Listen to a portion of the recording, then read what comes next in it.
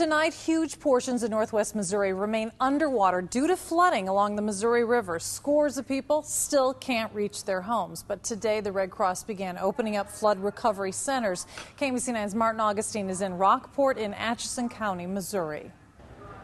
This is the Rockport United Methodist Church, and this is where the Red Cross has set up the first of what will be several flood recovery centers in northwest Missouri. You can see this truck full of cleaning supplies, but the Red Cross will also hook up flood victims with financial help and counseling.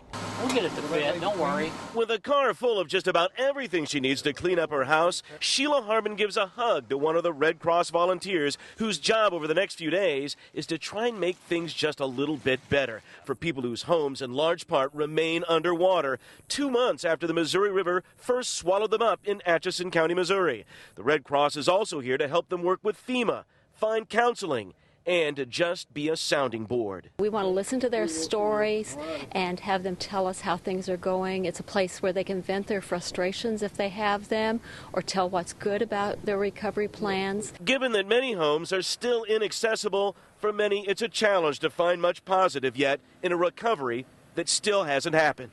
It's been very, very hard, you know, and like I said, the waters just won't go away. The center here in Rockport will remain open through Thursday. After that, the Red Cross will open up other locations in northwest Missouri over the course of the next 10 days. In Rockport, Martin Augustine, KMBC 9 News. All right, Martin, thank you for that. More flood recovery centers will open across Missouri later this week. Red Cross officials plan to open a center in Rushville on Thursday and in Mound City and Amazonia next week. Officials say families should bring proof of residency.